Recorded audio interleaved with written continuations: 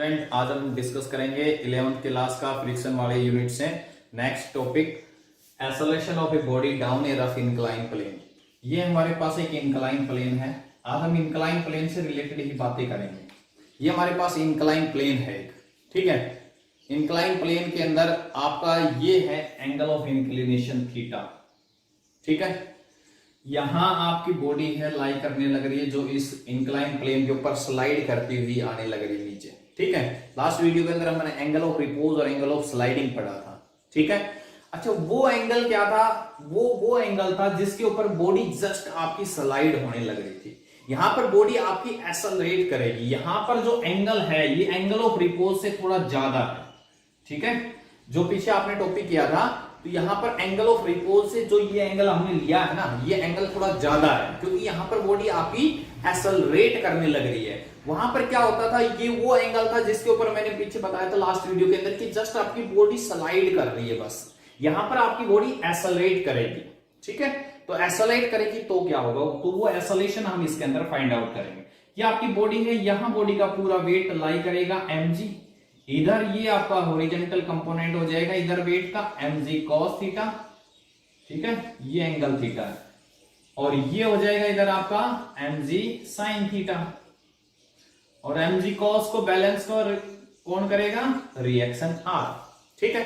अब आपकी body down आ रही है ना इंक्लाइन प्लेन से, तो सीधी सी बात है, मैंने पीछे लास्ट वीडियो में बताया था जो फ्रिक्शनल फोर्स होता है वो हमेशा मोशन का अपोज करता है। तो ये डाउन आ रहा है तो फ्रिक्शनल फोर्स कहां लगेगा? ऊपर की साइड में, ठीक है। आई बात समझ में? क्लियर है?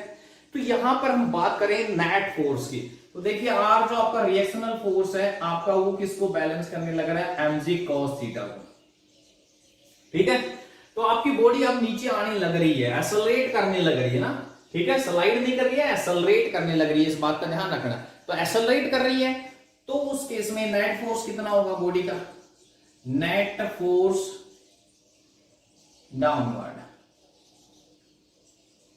ठीक है। नीचे की साइड में जो नेट फोर्स आया वो कितना हुआ?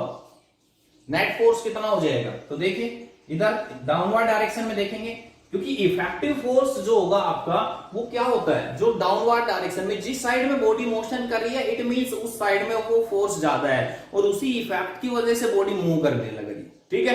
तो इधर देखिए डाउनवर्ड डायरेक्शन में आने लगी, तो डाउनवर्ड डायरेक्शन में कौन सा फोर्स लग रहा है? यहाँ पर mg sin थीटा, और इसी का अपोजिट डायरेक्शन में कौन है? फ्रिक्शन है, तो वो क्या करेंगे हम? माइनस कर देंगे, ठीक है। ये हमारा क्या हो जाएगा? इफेक्टिव फोर्स हो जाएगा। समझ में आई बात? क्लियर है? जैसे मान लो ये हमारे पास कोई भी पेन है, इसके ऊपर मैंने क्या किया, 10 न्यूटन फोर्स इधर लगाया, 12 न्यूटन फोर्स इधर लगाया, तो सीधी सी बात है आपकी बॉडी किधर मूव करेगी? इस साइड में करेगी, क्योंकि इधर आपने 12 न्यूटन अप्लाई किया, इधर आपने 10 न्यूटन अप्लाई किया, ठीक है। लेकिन अगर देखा जाए, अगर मैं 10 न्यूटन इस साइड में लगा देता तो ये पेन कहीं मूव करता? नहीं मूव करता, ठीक है। तो यहां पर जो मूवमेंट हुई है, यहां इसका मोशन हुआ इस साइड में, वो किसकी वजह से? वो उस 2 न्यूटन की वजह से हुआ है, जो मैंने फालतू लगाया है, इससे ज्यादा लगाया है इस साइड में, उसकी वजह से हुआ। That is the effective force, वो आपका इफेक्टिव फोर्स, ठीक है। तो इससे वैसे यहां पर आपकी बॉडी डाउनवर्ड डायरेक्शन में आने लग रही है ना, ठीक है, एक्सेलरेट करने लग रही है। अगर सिर्फ स्लाइड करे, मूव करे तो वो तो बराबर हो जाता है, लेकिन यहां पर एक्सेलरेट करने लग रही है, तो इफेक्टिव फोर्स क्या होगा आपका? mg sin theta minus f, ये जो फोर्स है फ्रिक्शनल फोर्स, ठीक है। ये न्यूटन सेकंड लॉ से f इक्वल टू क्या हो जाएगा? ma equal to mg sin theta minus f, friction आपने पढ़ा था पीछे, f इक्वल टू क्या होता है हमारे पास? म्यू r, ठीक है। और मूव करने लग रही है तो फ्रिक्शन कौन सा लेंगे हम? काइनेटिक, ठीक है। तो म्यू के ले लेंगे इसी के अंदर, और r हमारे पास किसके इक्वल है? mg cos थीटा के इक्वल है, ठीक है। r किसके इक्वल है? mg cos थीटा का वैल्यू पुट कीजिए इसी के अंदर, क्या बना आपके पास? म्यू के mg cos थीटा, ठीक है। mg दोनों से कॉमन है, निकाल लीजिए बाहर, क्या गया हमारे पास? mg इधर sin थीटा माइनस म्यू के cos थीटा, m से m कैंसिल आउट, तो ये आपका एक्सेलरेशन आ गया बॉडी का, जो एक्सेलरेट करने लग रही है डाउनवर्ड डायरेक्शन में। बट ये जो एक्सेलरेशन है ये आपका क्या होगा? लेस देन होगा g से, ठीक है, ये जो एक्सेलरेशन होगा ये जी से आपका लेस देन होगा, आप चेक कर सकते हैं इसमें वैल्यू पुट करके। ठीक है, कोई भी एंगल लेके, समझ में आई बात, क्लियर है। अब अगर मान लो आपकी बॉडी इधर ऊपर की साइड में मूव करती है, ठीक है, तो ऊपर की साइड में अगर मैं इसी बॉडी को ऊपर की साइड में डिस्प्लेस करता हूं तो इफेक्टिव फोर्स क्या होगा, स्मॉल एफ नाम दे देता हूं। ठीक है, तो देखिए जब ये ऊपर की साइड में मूव करेगी तो फ्रिक्शनल फोर्स किधर लगेगा, नीचे की साइड में। तो अगर ये ऊपर की साइड में मूव करती है तो यहां पर फोर्स क्या हो जाएगा, mg sin theta plus f हो जाएगा। ठीक है, आई बात समझ में, क्योंकि दोनों इस साइड में लगेंगे, mg sin थीटा भी इधर लगेगा और फ्रिक्शनल फोर्स भी इधर ही लगेगा। ठीक है, आई बात समझ में। और अगर ऊपर की साइड में मूव करती है और विद एक्सेलरेशन a से मूव करती है तो नेट फोर्स क्या होगा, तो उस केस में यहां पर हम ma और ऐड कर देंगे इसी के अंदर, अगर वो a एक्सेलरेशन से मूव कर रही है तो। ठीक है, तो उस केस में हमारे पास क्या आ जाएगा, net effective mg sin theta plus में f प्लस में ma। ठीक है, आई बात समझ में। एक दो टॉपिक और डिस्कस करते हैं, इसी के अंदर वर्क डन और करते हैं। तो ये था आपका acceleration of a body down an incline plane, कि एक इंक्लाइन प्लेन से जब बॉडी डाउनवर्ड डायरेक्शन में आती है तो उसका एक्सेलरेशन कितना होगा। ठीक है, अब हम बात करेंगे वर्क डन की। वर्क डन दोनों केसेस में डिस्कस करेंगे। Work done on A horizontal surface, rough horizontal surface, rough horizontal surface, और इसके अलावा हम इंक्लाइन प्लेन, दोनों पे वर्क डन डिस्कस करेंगे। हॉरिजॉन्टल में तो कुछ भी नहीं है, बिल्कुल आसान सा है। ये हमारी हॉरिजॉन्टल सरफेस हो गई, ये आपकी बॉडी हो गई, यहां बॉडी का वेट पूरा डाउनवर्ड डायरेक्शन में mg, इसी का नॉर्मल रिएक्शन r। ठीक है, किधर डिस्प्लेस करने लग रही है, मान लो बॉडी आपकी इस साइड में, तो ये इफेक्टिव फोर्स, ये सॉरी अप्लाइड फोर्स को नाम दे दिया मैंने यहां पर p से। ठीक है, तो फ्रिक्शनल फोर्स आपका किधर लगेगा, इस साइड में होगा, समझ के बात को। तो पीछे हमने पढ़ा इस चैप्टर के अंदर वर्क डन, वर्क किसके इक्वल होता है, force into displacement.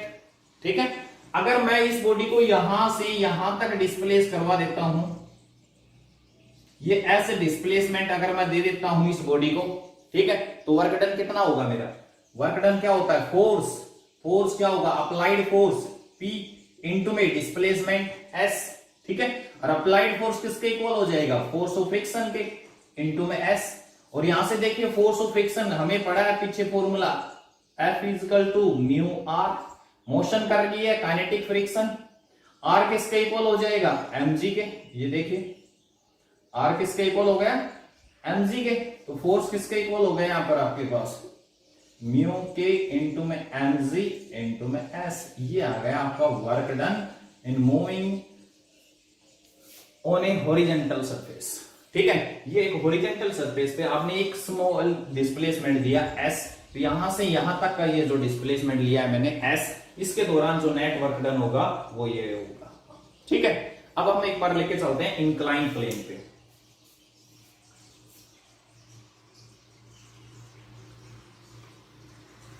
Incline plane पे जैसे हमने एक्सेलरेशन निकाला था सेम वैसे ही वैसे है, work done on a rough incline plane.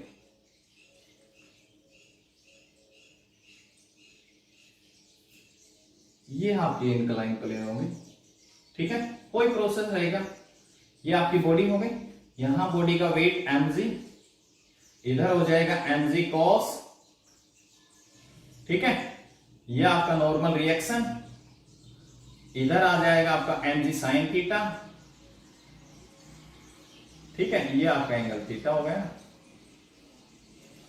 इस ट्राइंगल को आप कोई भी नाम दे सकते हैं, ABC। ठीक है, ये इंक्लाइन प्लेन है। अब आपकी बॉडी वर्क डन आप देखिए on a rough incline plane पे। ठीक है, अब बात करते हैं हम बॉडी जा किधर रही है, ऊपर जा रही है या नीचे आने लग रही है। ठीक है, दोनों केसेस में हम बात करते हैं, यहां डिस्कशन करते हैं। चलिए सबसे पहले हम बात करते हैं यहां पर आपके पास कि वर्क डन को मूव करने लग रहे हैं बॉडी को ऊपर की साइड में, ये अप्लाइड फोर्स हो गया P। ठीक है, तो work done in moving up ऊपर की साइड में जाने लग रही है बॉडी। ठीक है, तो वर्क डन क्या होगा। तो देखिए जब बॉडी आपकी ऊपर की साइड में जाने लग रही है तो सीधी सी बात है आपका फ्रिक्शनल फोर्स किधर लगेगा, नीचे की साइड में, ठीक है। तो वर्क डन क्या होगा, तो वर्क डन का अभी हमने फॉर्मूला पढ़ा है। वर्क डन किसके इक्वल होगा भाई, फोर्स इंटू डिस्प्लेसमेंट, फोर्स आपका अप्लाइड फोर्स इंटू डिस्प्लेसमेंट को हमने ये नाम दिया एस, ए टू बी जो डिस्प्लेसमेंट है ये हमने नाम ले लिया एस का, ठीक है।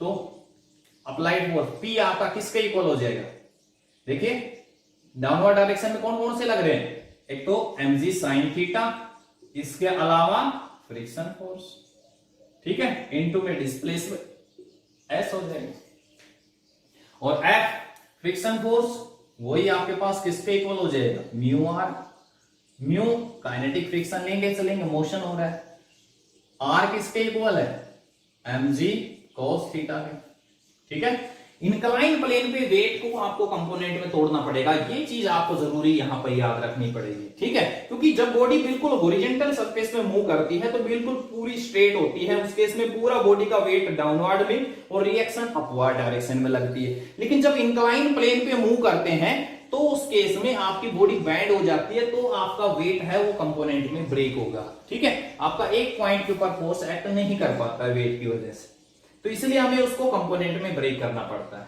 ठीक है। तो ये वैल्यू आप इसके अंदर पुट कर देंगे, कितना आ गया आपके पास, mg sin थीटा प्लस में f की जगह हो गया म्यू के mg cos थीटा इनटू में डिस्प्लेसमेंट s, ये वर्क डन आ गया आपके पास, ठीक है। आप मूव करते हैं अप की साइड में तो, ठीक है। और अगर आपकी बॉडी रफ इंक्लाइन प्लेन से डाउनवर्ड डायरेक्शन में मोशन करके आ रही है तो उस केस में फ्रिक्शनल फोर्स की डायरेक्शन ऊपर की साइड में हो जाएगा, ठीक है। तो आपका फोर्स क्या बन जाएगा, mg sin theta minus friction, ठीक है। आई बात समझ में। तो कैसे भी मूव करें ये पिछले केस में मैंने आपको बता दिया था। तो इंक्लाइन प्लेन पे ध्यान रखना है, बस सिर्फ कंपोनेंट में वेट को ब्रेक करना है और कोई भी फर्क नहीं है, ठीक है। ओरिजेंटल और इंक्लाइन के अंदर ये डिफरेंस आपको याद रखना है। तो ये था आज का आपका topic, work done on a incline plane, ठीक है। थैंक्स।